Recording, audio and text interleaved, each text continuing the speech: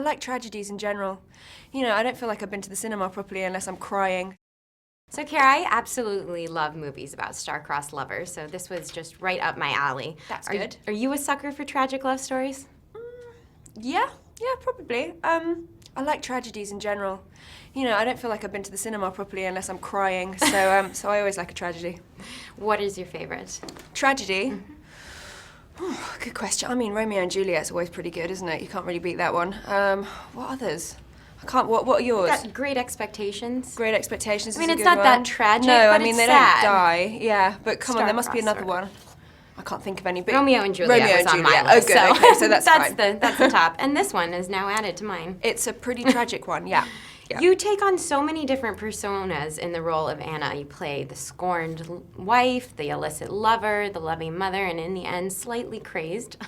Was it hard capturing that range of emotions? I think it was fun. You know, I mean, I think it's always more interesting playing the kind of more complex characters, and she definitely is that. And you know, and kind of playing with the idea of whether she was the heroine or the anti-heroine all the way through was kind of quite an interesting thing. And she is certainly, you know, she's very, I felt like she was very real, you know, she is wonderful and she is full of laughter and all the rest of it, and she is also horrendous and manipulative, and I thought that was kind of true to life. Not one-dimensional. Definitely not one-dimensional, no. Which aspect of her character did you like playing the most? All of it, you know, all of it. I don't think you could take one away, you know, she's just a fascinating being, and I think that that's the reason that it's been done so many times over, well, whenever it was first written, I think in the 1870s, you know, she's always been a character that has fascinated, because I think she poses more questions than she does answers. And that's always amazing, you know, trying to figure somebody out. You're never going to figure her out, and that's kind of the beauty of it.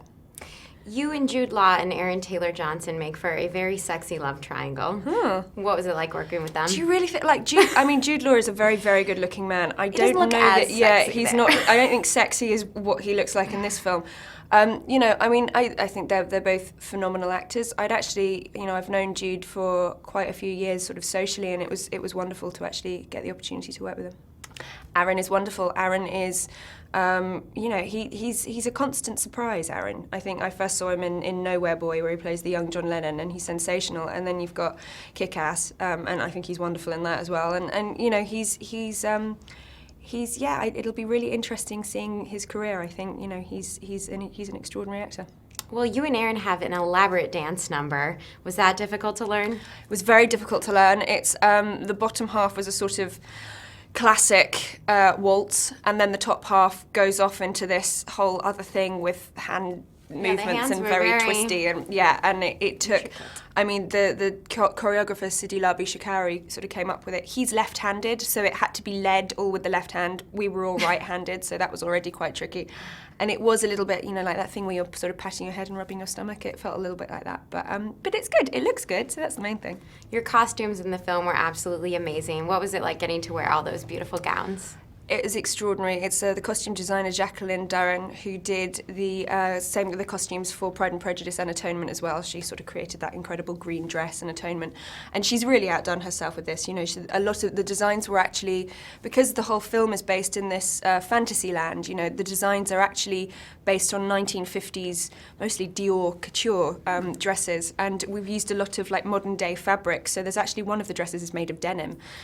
So it was really interesting, kind of playing with that and not having to be confined by having to make them 1870s, you know, but actually kind of everybody getting to use their imagination. Are they as painful as people say with the corsets and all? To tell you the truth, I wasn't wearing, unless you see me wearing a corset in the film, I actually wasn't wearing one. So lucky. Very, very lucky, and it's the wonderful thing about knowing the costume designer, because she was just like, oh, I think we can get away without that. So I wasn't actually wearing one most of the time.